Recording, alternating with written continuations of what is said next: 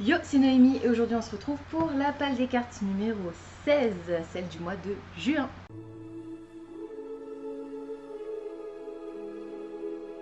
Avant de nous lancer dans la palle des cartes du mois de juin, on va faire un petit retour sur la palle du mois de mai pour savoir si j'ai réussi ou pas à lire les titres qui étaient prévus. Au mois de mai, je devais lire Le mystère du lac de Jason Pament pour un titre qui était paru en 2022, enfin une nouveauté, donc j'ai estimé qu'une parution 2022 ça rentrait bien dans le critère nouveauté, je l'ai lu. Je devais faire une lecture commune et j'avais sorti L'Appel des Grands Corps, le tome 3 de Chevauche-Brume de Thibault Latil-Nicolas, je l'ai lu. Je devais lire La Machine de Léandre d'Alex Evans parce que le titre commençait par la même lettre que le mois pour lequel je tirais cette pile à lire, c'est-à-dire le mois de mai. La Machine de Léandre, je ne prends jamais en compte les articles et je l'ai lu. Je devais lire également, je ne les ai pas en version physique, mais je devais lire Encens de Johanna Marine parce que c'était un titre du Plib, je l'ai lu. Et je devais lire Une couronne d'épines et d'os de Emily Norsken pour un titre avec un animal sur la couverture et je suis en train de le lire, je l'ai commencé, j'ai lu le prologue hier, on est seulement le 20 mai, donc j'ai complété ma palle des cartes pour le mois de mai, c'est plutôt cool, je vais finir le deuxième titre du Plib, là, Une couronne d'épines et d'os, je le finirai avant la fin du mois, c'est sûr. Et dans ma palle, en bonus VO, il restait Insane Diaries, celui-là je ne l'ai pas encore commencé, mais je pense que je devrais pouvoir le lire aussi d'ici la fin du mois, et si je n'y arrive pas, tant pis, c'est pas grave, c'est juste une lecture bonus de toute façon. Vous savez que j'ai décidé d'arrêter le principe des châtiments, mais pour le coup, si je fonctionnais encore avec le système des châtiments, je n'en aurais pas eu ce mois-ci, ce qui est plutôt cool, et du coup sans plus attendre, on est parti avec le tirage foireux de cette palle des cartes du mois de juin 2022. La dernière fois, on s'était arrêté sur la case Plib, donc on va retourner sur cette case et on est parti avec le premier roll. 10, 1, 2, 3, 4, 5, 6, 7, 8, 9, 10. Une lecture commune. Pour le premier roll, on est tombé sur la case lecture commune et ça y est, cette fois, c'est la bonne. Je ne l'ai pas oubliée, je l'ai mis direct. La trahison de Camelot, le tome 2 de la série L'Ascension de Camelot de Kirsten White. J'ai lu le tome 1 il y a quelques mois en lecture commune et c'était trop bien. J'avais vraiment adoré ce tome 1. Le tome 2 vraisemblablement est aussi bon, voire meilleur. Donc j'ai très hâte de faire cette lecture commune. Vous retrouverez dans le Discord, enfin dans la barre d'infos, le lien vers le Discord. Pour faire cette lecture commune si ça vous intéresse. Voilà, donc réécriture de la légende du roi Arthur, mais du point de vue de Guenièvre, sa femme donc, qui n'est pas réellement celle qu'on pense.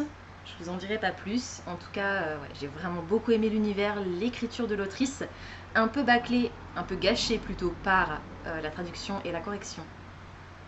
Mais pas au point de me faire regretter ma lecture. Donc j'espère que ce tome 2 aura été un peu mieux corrigé et traduit. Et voilà, j'ai très hâte de me replonger dans l'aventure et ça me permet de me mettre à jour dans une série puisque le tome 3 n'est pas encore paru en France. Rôle numéro 2. 12 et c'est un double.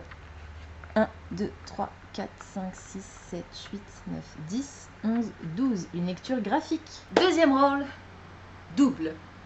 Donc on va ajouter un jeté de dés à la fin de ce tirage, mais on est tombé sur la case graphique, donc c'est plutôt une bonne nouvelle, ça me permet de sortir une lecture relativement courte de ma palle.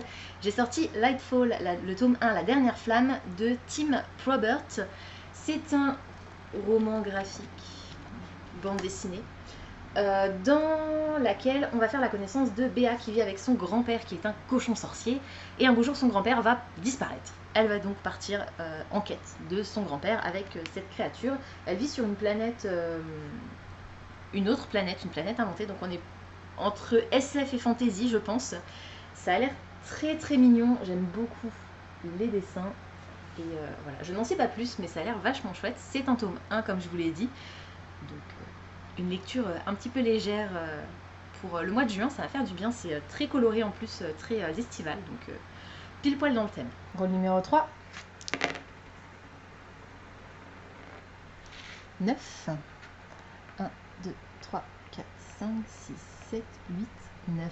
Un livre avec un animal sur la couverture. Pour un titre avec un animal sur la couverture, j'ai décidé de me concentrer sur les 12 titres qui vont s'auto-détruire à la fin de l'année si je ne les ai pas lus, parce que je suis en retard, je suis à la bourre dans la lecture de ces 12 titres, et j'ai sorti de ma pile à lire La Ville des Mystères, le tome 1 de Merveilles du Monde Hurlant, c'est ça, de Julien Hirt aux éditions du Héron d'Argent.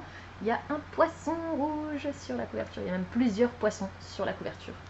Sans parler du héron, mais ça c'est le logo de la maison d'édition. Ça aurait pu compter, mais pour le coup j'ai suffisamment de poissons sur la couverture de base et je l'ai depuis les Imaginales 2018. Voilà, donc il est temps que je sorte ce titre de ma palle. Un petit conseil, même si vous en voulez à la terre entière, si un gros poisson rouge flotte peinard dans votre rue, ne le suivez surtout pas. Moi, Tim Keller, 16 ans et un peu paumé, ça a été la pire erreur de ma vie. Résultat, je me retrouve piégée dans un monde rempli de magiciens, de filles plantes incroyablement agaçantes et de chevaliers luminards. Ici, à Entremer, tout le monde me prend pour une dangereuse révolutionnaire. Pourtant, tout ce que je veux, c'est rentrer chez moi. Mais avant, je dois retrouver la trace de Voland, le mec qui m'a tapé dans l'œil. Même si tout le monde me dit qu'il pourrait causer la destruction de l'univers. Plongée dans une fantaisie steampunk hallucinée à la découverte des merveilles du monde hurlant. Donc ça a l'air complètement déjanté. J'ai peur de pas accrocher au personnage principal à cause de son âge. 16 ans. C'est un peu jeune pour moi pour m'identifier, je pense, au personnage. Mais ça a l'air complètement barré. Je pense que je vais devoir m'accrocher un peu, mais ça peut être très drôle. Rôle numéro 4. 8 et c'est un double. 1, 2, 3, 4, 5, 6, 7, 8. Take a Chance. Dans la pile Take a Chance, il y a les plus gros livres de ma palle et les plus petits livres de ma palle. Donc j'ai une chance sur 2. Si c'est rouge, c'est un gros livre. Si c'est vert, c'est un petit livre. Oui, c'est un petit livre. La récompense d'une mère. Comment dire? Deuxième double. Youpi tralala. Et on est tombé sur une carte Take a Chance. Donc les cartes Take a Chance, comme je vous l'ai dit, sont un mélange des plus gros livres de ma palle et des plus courts livres de ma palle au moment où j'avais créé cette pile de cartes. Et je suis tombée sur la récompense d'une mère. D'Edith Wharton. C'est un classique que j'ai dans la collection des romans éternels chez RBA. Je viens à l'instant de lire vite fait de quoi ça parlait. Je crois qu'on est sur une femme qui va s'exiler en France après avoir été répudiée un peu par tout le monde à New York. Elle a été mariée jeune, elle a été mère jeune et elle a trompé son mari, elle a pris un amant et ça s'est su et du coup elle a été bannie de tous les cercles voilà, par tout le monde. Donc elle est partie en France pour s'exiler un peu, se faire oublier jusqu'au jour où sa fille va lui écrire pour lui annoncer que son mari est décédé et qu'elle aimerait renouer les liens avec sa mère. Voilà. Je n'en sais pas plus. Je crois que du coup elle va retourner à New York. Ou alors c'est sa fille qui vit en France. Je sais plus. C'est un récit qui est court. Je me souviens plus si j'avais lu autre chose d'Edith Wharton précédemment. J'ai lu pas mal de classiques ces derniers mois, mais je me souviens plus si j'en avais déjà lu un de cette autrice. La thématique de la parentalité, c'est pas une thématique qui me parle spécialement. Donc on verra si je réussis à accrocher à cette histoire. Rôle numéro 5, qui aurait dû être le dernier, mais qui ne sera pas le dernier. 10. 1, 2, 3, 4, 5, 6, 7, 8, 9, 10. Welcome to Hell. Les critères de sélection Welcome to Hell sont des critères de sélection qui ne sont pas sympas. Voyons voir. Un livre qui faisait partie de ma pile à lire 2020. Et comme ça suffisait pas d'avoir fait 2 doubles, je suis en plus tombée sur une case Welcome to Hell. Donc les cases Welcome to Hell sont des critères de sélection qui sont pas très sympas en général. Là ça aurait pu être pire, je suis tombée sur 2020 TBR, donc pile à lire 2020. Donc j'ai sorti un des titres qui était déjà dans ma pile à lire en 2020, dans la même veine de Les Merveilles du Monde Hurlant pour compléter ma liste des 12 titres qui vont s'autodétruire à la fin de l'année. Et j'ai sorti le tome 1 de La Dernière Nymphe, Bellezza, de Marjorie Burbeau aux éditions Rebelle. Il est très beau et celui-ci je l'ai je crois depuis Livre Paris. Ah non, Les Imaginales aussi. Les Imaginales 2018, pareil. Voilà.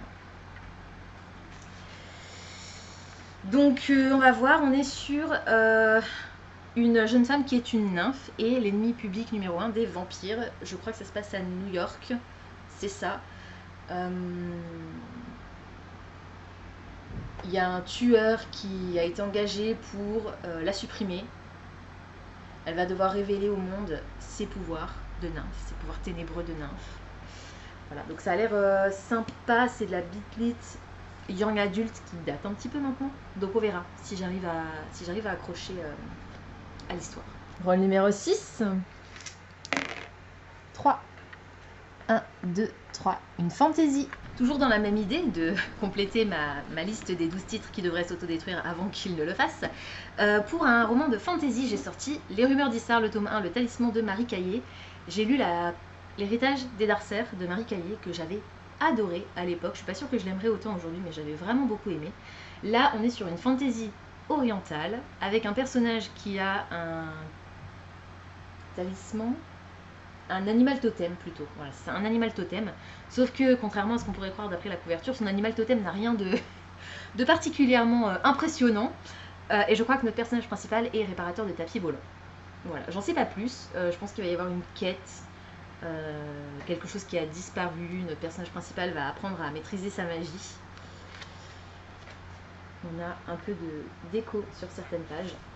Ça a l'air assez sympa et ça fait aussi un bon bout de temps qu'il est dans ma palle celui-là. Pourquoi il y a de la cire sur ce livre, je ne sais pas.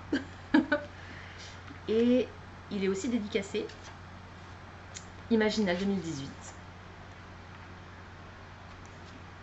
Je fais un petit... les Imaginales, c'est en ce moment. Donc là, je fais un petit retour en arrière de 3 ans, 4 ans même, sur les Imaginales. Pourquoi pas.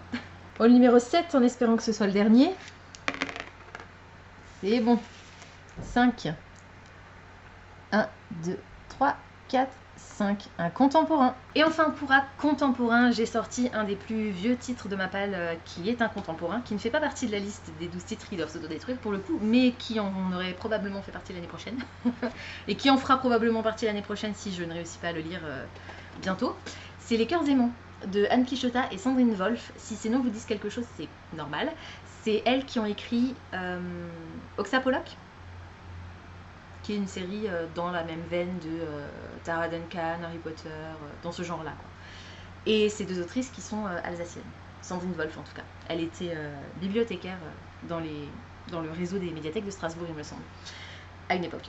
Voilà, donc là on est sur un contemporain, on va avoir deux personnages que tout oppose qui vont se retrouver dans le même centre médical parce qu'ils vont chacun lutter contre quelque chose. Elle lutte contre l'image qu'elle a de son corps, elle a des troubles alimentaires et lui il est accro au cannabis. Et ils vont donc se rencontrer et tomber amoureux et donc on va avoir l'histoire d'amour de ces deux personnages à travers la lutte qu'ils peuvent mener chacun de leur côté contre leurs combats respectifs. Ça a l'air assez touchant, poignant, probablement émouvant et peut-être dur parfois. Donc on va voir, ça fait lui aussi assez longtemps qu'il est dans ma palle. Colmar 2019. Voilà. Je passe maintenant au tirage de ma lecture bonus en VO. Je suis désolée, j'ai l'impression que c'est flou. Je n'arriverai pas à faire mieux malheureusement. On est parti. 10. Kingdom of the Wicked. Et pas de suspense pour ma lecture bonus en VO, vous l'avez vu, ce sera Kingdom of the Wicked de Kerry Maniscalco et je suis trop contente parce qu'il me fait trop envie depuis très longtemps. Très longtemps. Donc j'ai hâte, j'ai très hâte. Ce sera bien entendu ma dernière lecture du mois parce que je vais privilégier mes lectures obligatoires entre guillemets. Mais je vais essayer de les lire le plus vite possible pour passer à celui-là parce que il me fait très envie. On est dans un univers où le personnage principal va découvrir que sa sœur est décédée, je crois, ou elle a disparu. Attendez, faut pas que je confonde avec... j'ai l'impression que je suis en train de confondre avec... Ah bah non, c'est bien ça. Mais c'est marrant parce que le synopsis du coup ressemble énormément à Fièvre. Le truc de Karen Mary Moning là. Makela Elaine, je sais plus quoi, bref. Donc on a deux sœurs, une qui va être assassinée, la deuxième qui va partir en quête de vengeance. Et pour cela, elle va faire appel à un roi de la nuit, dieu de la nuit, je ne sais pas quoi. Un genre de démon. Quelque chose comme ça. Et une romance dark romance va s'installer entre ces deux personnages et j'ai très hâte de découvrir cette histoire. Voilà, donc ma palle des cartes plus ma lecture bonus en VO pour le mois de juin, mais je ne vais pas m'arrêter là parce qu'il y a un readathon au mois de juin auquel j'aimerais participer et je vous en dis plus tout de suite. Le readathon, donc le marathon de lecture auquel j'aimerais participer au mois de juin, c'est le Whatever You Want Athon ou le Whatever-athon pour raccourcir, créé par Maddy de la chaîne Book Browsing Blog, et c'est un marathon qui va durer tout le mois de juin, donc du 1er juin au 30 juin, et pour lequel vous pouvez lire ce que vous voulez. Mais cette fois-ci, Maddy a créé un bingo board, donc un tableau avec des cases, et dans chaque case il y a un critère que vous pouvez remplir pour rapporter des points à votre équipe. Il y a 4 équipes, je crois. Je vais vérifier avant de vous dire des bêtises. Oui, il y a 4 équipes différentes. Je ne vais pas rentrer spécifiquement dans les détails des équipes et de comment vous pouvez gagner des points. Je vais vous mettre le lien vers la vidéo dans laquelle Maddy explique tout ça bien mieux que moi, de façon bien plus complète et détaillée. Sachez que j'ai décidé de participer dans l'équipe des Sunset Scholars avec Jade de la chaîne JD Reads, Beth, Christy et Maddy. Donc, pas parce que c'est Maddy, mais parce que c'était les critères qui me plaisaient le plus.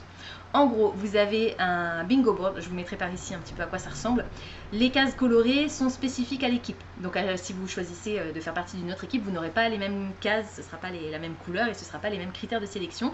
Par contre, le reste correspond à tout le monde. Les cases qui sont grisées ne sont pas des critères de lecture, ce sont plus des critères de un peu self-care, bien-être, voilà. Des petites choses qui ne sont pas directement liées à la lecture d'un ouvrage. Voilà, en gros, comme dit, il y a plusieurs façons de marquer des points, mais je ne vais pas rentrer dans ces détails. Par contre, je vais vous donner le détail des critères de sélection pour l'équipe des Sunset Scholars et je vais vous donner les titres que j'ai choisi de lire pour chacun de ces critères. Il y en a 19, mais je ne vais pas lire 19 livres, non. J'ai intégré certains des livres de ma palle des cartes dans les critères et on peut utiliser un livre pour 3 critères différents si on veut. Donc j'ai essayé de faire marcher à fond ce principe de manière à ne pas avoir à rajouter trop de titres sur ma palle globale, sachant que ma priorité comme d'habitude c'est la palle des cartes. Si je ne réussis pas à lire les titres pour le Whatever-athon, c'est pas grave, ça m'embêterait, ce serait dommage, mais c'est pas grave, chaque titre lu rapporte des points de toute façon. Voilà. Donc, le premier critère de sélection, c'est Dragons, donc un livre avec des dragons, et j'ai sorti de ma palle, aucun des titres de ma palle des cartes ne correspondait, sauf si, dites-moi dans les commentaires si vous savez qu'il y a des dragons dans un des titres dont je vous ai parlé, mais je ne crois pas. Du coup, j'ai sorti Encyclopédie des dragons légendaires, ouh, shiny, de Geoffrey Legrand, Kim Van Dam et Guillaume Sanguet aux éditions du Héron d'Argent. Voilà, ça se passe de commentaires, je pense. Encyclopédie des dragons légendaires, évidemment, il y a des dragons dedans. Le deuxième critère de sélection, c'est The End of a End, donc un titre avec un de ces articles dans le titre. Et j'ai aussi choisi Encyclopédie des dragons légendaires, Encyclopedia of Legendary Dragons, quelque chose comme ça, si on le traduit, donc ça marche. Et le troisième critère de sélection, c'est un livre qui fait moins de 300 pages, rebelote, voilà. Donc celui-ci remplit les 3 premiers critères, c'est plutôt une bonne nouvelle. Ensuite, le critère suivant, c'est Recently Hold, ça veut dire acheter récemment. Et aucun des titres de ma palle des cartes ne rentrait dans ce critère, puisque on est déjà au mois de juin et j'aurais aimé un titre acheté en 2022. Donc j'en ai sorti un autre, mais c'est encore un titre court, et cette fois-ci c'est Fées et Merveilles, toujours aux éditions du Héron d'Argent, et cette fois-ci par Herlé Ferronnière. Voilà, et donc pareil dans la collection Encyclopédie et Beaux Livres des éditions du Héron d'Argent, donc ça devrait se lire très vite. Le critère de sélection suivant, c'était Blank Color on the Cover, donc il fallait prendre un générateur aléatoire de couleurs et la couleur sur laquelle on tombait, il devait y avoir cette couleur sur la couverture. Je l'ai fait et je suis tombée sur la couleur verte, et là c'était la panique à bord, je ne savais pas quoi choisir. Finalement, dans ma palle des cartes, j'ai sorti Lightfall, il y a du vert, peu de jaune aussi, mais du vert ici, du vert en bas, donc ça colle. Et tant que je l'ai, je vous dis que Lightfall va également me permettre de compléter le critère One Word Title, un seul mot dans le titre, et Different Format, donc format différent, puisque ce n'est pas un roman, c'est un roman graphique, une bande dessinée, donc c'est un format différent du format roman classique, on va dire. Le prochain critère de sélection, c'était On a Previous TBR, donc il fallait que ce titre ait déjà été sélectionné pour une de mes piles à lire précédentes. Il y a quelques titres que j'ai pas réussi à lire en 2022 dans mes pales des cartes, mais ils étaient très longs. Et j'avais pas envie de rajouter un livre trop long. Donc j'ai regardé un peu plus loin. Et fin 2020, toute fin 2020, je vous ai sorti une vidéo qui s'appelait 12 titres à lire absolument en 2021, genre les 12 titres qui me faisaient le plus envie dans ma pile à lire. Ce titre était dedans, je l'ai toujours pas lu, et il est dans ma pile. C'est ma lecture bonus en VO, Kingdom of the Wicked de Kerry Maniscalco. Le prochain critère, c'est Book About Books, donc un livre dans lequel on parle de livres. Et malheureusement, dans ma pile des cartes, à moins que vous le sachiez et moi pas, je n'avais pas de livre qui parlait de livres, donc j'en ai sorti un autre, j'ai sorti le plus court de ma pile qui parlait de livres, c'est La libraire de la place aux herbes de Éric de Kermel. Dis-moi ce que tu lis, je te dirai qui tu es. La librairie de la place aux herbes à Uzès est à vendre. Nathalie saisit l'occasion de changer de vie pour réaliser son rêve. Devenue passeuse de livres, elle se fait tour à tour confidente, guide, médiatrice. De Chloé, la jeune fille qui prend son envol à Bastien, partie à la recherche de son père, en passant par Tariq, le soldat rescapé que la guerre a meurtri, et tant d'autres encore. Tous vont trouver des réponses à leurs questions. Laissez-vous emporter par ce voyage initiatique au pays des livres. Oh, c'est trop mignon, les en-têtes de chapitres sont illustrées.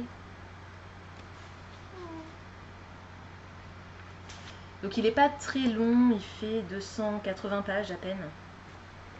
Voilà, je me dis ça peut être détente, cocooning pour la période estivale qui arrive là, ça peut être sympa. Ça m'embête de devoir rajouter un titre, mais comme dit, c'est pas grave si finalement je le lis pas. Et puis ça fait un moment qu'il est dans ma palle et que j'ai envie de le lire, donc pourquoi pas. Le prochain critère de sélection, c'était Favorite Genre, donc lire un livre qui fait partie de votre genre littéraire préféré. Pour moi, c'est la fantasy, du coup j'ai sorti La trahison de Camelot, le tome 2 de l'Ascension de Camelot de Kirsten White. J'ai aussi choisi ce titre pour le critère de sélection Continuous Series, puisque c'est le tome 2, et pour Paul, donc il fallait faire choisir à la communauté, en l'occurrence moi j'ai fait ça sur Instagram, une lecture parmi d'autres. J'avais mis une épée pour l'Ascension de Camelot, un crâne pour Kingdom of the Wicked, un tigre pour les rumeurs d'Issar et un poisson pour Mystère du Monde Hurlant. Et c'est l'épée pour l'Ascension de Camelot qui a remporté le plus de suffrages, donc il compte pour ce critère également. Pour le critère Shiny Cover, j'ai sorti La récompense d'une mère, qui va aussi me permettre de compléter le critère Less Read Genre, donc un titre, un genre que vous avez moins l'habitude de lire, et effectivement les classiques, c'est pas un genre que j'ai l'habitude de lire.